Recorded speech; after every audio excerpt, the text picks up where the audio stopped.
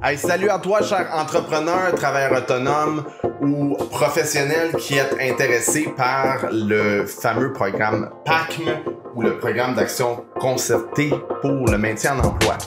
Programme qui a été lancé par le gouvernement le 6 avril dernier et qui comporte une subvention de 100 millions de dollars. Alors, c'est beaucoup d'argent, puis vous allez voir un peu plus tard que c'est pas tant que ça en même temps. Le but de ce programme-là, donc la vidéo, ce qu'on va faire dans les prochaines 10 minutes environ, faire le tour du programme, je vais expliquer les petits détails d'un point de vue d'une firme de formation. Évidemment, je ne remplace pas votre conseiller d'Emploi Québec ou de votre centre local d'emploi. Je vais expliquer un peu tantôt comment ça fonctionne. Alors, mon but, c'est pas de faire la différence, mais c'est juste pour donner plus d'informations et peut-être vous guider dans les prochaines étapes, ceux qui pourraient être intéressés à dire « My God, ce genre de programme-là pourrait nous être très utile. » Alors, je vais vous présenter tout de suite directement la prise d'écran que j'ai ici. Donc, à mon écran, on a le lien ici sur le programme qui est détaillé. Donc, ce qui va être intéressant ici, évidemment, si vous voulez avoir directement accès à cette page-là, cliquez dans le lien dans la description. Vous allez avoir tous les détails. Vous pourrez me suivre en même temps en plus de ça.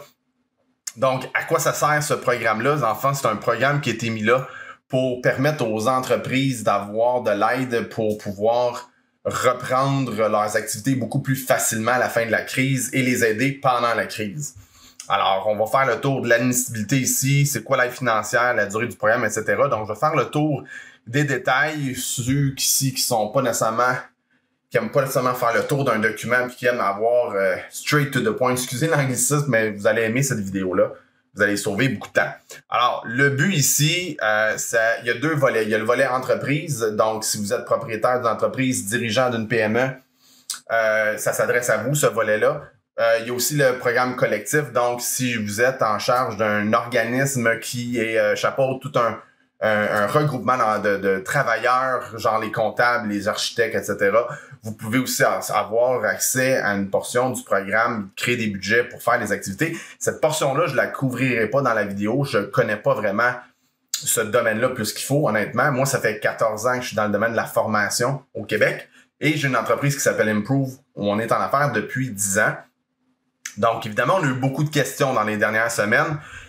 Et je pense qu'avec ça, on va pouvoir y répondre, faire le tour du projet. Donc, pour le volet promoteur collectif, donc, comme je dis, je vais passer assez rapidement à celui-là.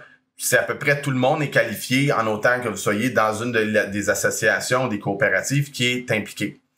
Pour ceux qui veulent le faire en termes d'entreprise, pour le volet entreprise, promoteur collectif et les activités de formation admissibles, qu'est-ce qui est admissible? Ben, les formations de base, la francisation, les formations sur les compétences numériques. Alors ça, c'est la partie, moi, qui me préoccupe ou qui m'intéresse le plus, je devrais dire. Pourquoi? Parce que c'est ce qu'on fait chez Improve. On enseigne les gens à utiliser la technologie, à gagner du confort et de l'efficacité au quotidien avec des outils comme la suite Office de Microsoft ou la suite Google justement de Google pour faire en sorte que votre quotidien en télétravail soit plus efficace. Alors ça, c'est vraiment un des axes visés dans le programme.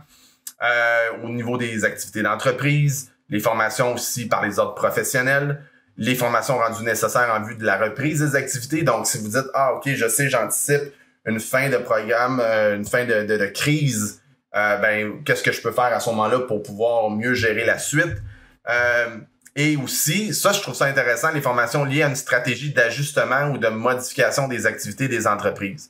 Donc là, vous savez, vous anticipez dans 6 mois que votre business qui est dans un point de vente ou qui se trouve à donner un service d'une certaine façon, vous le savez que ça change tout, cette crise-là, puis que vous ne reviendrez jamais en arrière. Donc, vous devez vous préparer à ça. Ce fonds-là, il est vraiment axé sur cet axe-là. Je pense, c'est mon interprétation.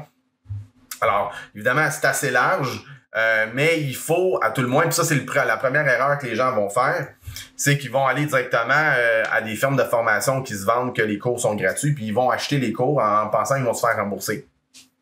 Erreur! Faites pas ça. Tout ce qui est subvention doit être autorisé au préalable par votre centre local d'emploi. Je vais vous donner un petit peu plus de détails tantôt. Donc, les dépenses admissibles à ce niveau-là, on parle du salaire des travailleurs, on parle évidemment jusqu'à 25 $ de l'heure. Donc, si vous êtes quelqu'un qui gagne 35 $ de l'heure, ben, le premier 25 va être subventionné. Les honoraires pour les consultants, les formateurs à 150 $, ça c'est quand vous faites des contenus qui sont sur mesure ou vous avez une animation live. Vous avez aussi les frais indirects pour les formateurs, les frais indirects pour tout ce qui est les déplacements, les outils, l'adaptation pédagogique, l'adaptation pour le en ligne. En tout cas, ça ratisse relativement large. Moi, je fais une petite parenthèse ici. Déjà, j'ai vu par des échanges ou par des communications externes et même certains clients qui m'ont parlé en me disant bah, tant qu'à y être, puis ajoute ça, ajoute. Moi, je vous dirais là, soyons citoyens, contribuons par cette activité-là en utilisant ça de façon intelligente et pas de façon déraisonnable. Si quelqu'un arrive ici et fait un projet de 100 000 ou de 400 000 pour une entreprise qui a 25 employés, ben vous n'allez pas être accepté, je suis presque certain. Et je pense qu'il y a une conscience sociale à avoir ici. C'est-à-dire que c'est un peu comme aller à l'épicerie puis prendre 18 paquets de rouleaux de papier de toilette. Ben, la personne qui rentre, le premier arrivé, le premier servi, mais le 100 millions de $, c'est sûr que si tout le monde s'arrache puis fait des projets grandioses de formation, je pense qu'il y a un aspect social qu'il faut avoir. Ça, c'est mon petit éditorial de quelques secondes.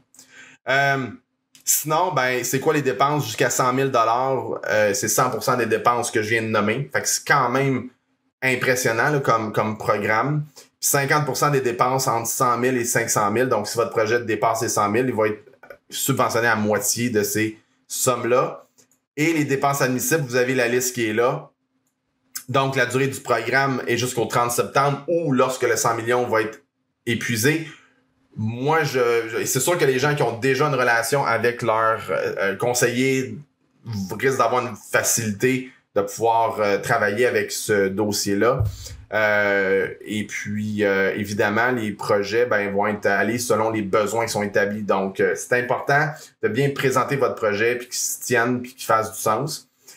Et qui suivent la logique de ça. Donc, je pense que si quelqu'un veut juste suivre un cours de bureautique pour suivre un cours de bureautique puis devenir bon dans Excel, ben c'est cute d'être bon dans Excel, mais est-ce que c'est stratégique pour votre compagnie?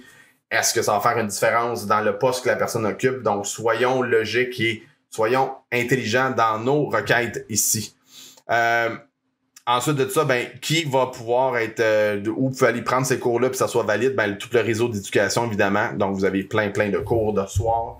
Vous pouvez aller les voir là. Puis, vous avez tous les formateurs agréés. Donc, quand vous cliquez sur ce lien-là, vous retrouvez dans la liste de tous les formateurs qui sont, ou les organismes de formation comme Improve en est un. Vous pouvez aller faire la recherche. Assurez-vous que l'organisme est toujours accrédité. Parce qu'il y en a qui perdent leur accréditation, qui ne renouvellent pas, etc. Donc, c'est pas quelque chose qu'on garde un bénéfice pour toujours. En même temps, c'est pas parce que quelqu'un est agréé Emploi Québec au niveau de l'agrément formateur que ça veut dire que c'est une garantie de qualité de formation. Je dis tout de suite, c'est simplement que la personne qui donne la formation, qui est inscrite comme formateur, est au moins compétent dans son expérience professionnelle et a de l'expérience de livrer de la formation qui a été validée à ce moment-là. Faire la demande, comment on fait? Ben c'est super important. Les entreprises et les travailleurs autonomes doivent contacter un conseiller aux entreprises et services Québec de leur région. Ils peuvent trouver leur liste de bureaux en consultant le localisateur de centres locaux d'emploi, les fameux CLE. Alors, vous pouvez rentrer votre code postal, qu'est-ce que vous avez de besoin. Ici, ce que vous avez besoin de faire service aux entreprises. Et vous faites rechercher, vous allez avoir le nom qui va apparaître et ça va être fantastique. Voilà, donc ça, c'est les détails, je pense, qui sont intéressants à retenir. Moi, je vous invite à faire une réflexion sur ce que vous pourriez apprendre dans les 3-6 prochains mois, qu'est-ce qui fait une différence. Notez ça dans un plan d'une page. Et puis, faites affaire avec votre organisme de formation de confiance. Si jamais vous voulez développer vos habiletés en utilisation de la technologie, ben, sachez qu'on est là pour pouvoir faire ça. Et puis, on a encore des plages horaires dans les prochaines semaines pour pouvoir servir nos clients. Donc, n'hésitez pas à nous joindre. J'espère que cette vidéo va avoir été utile pour plusieurs d'entre vous pour mieux comprendre le programme. Et puis, je vous invite encore une fois à faire les démarches pour passer à l'action. Et je vous souhaite une excellente fin de journée. À très bientôt.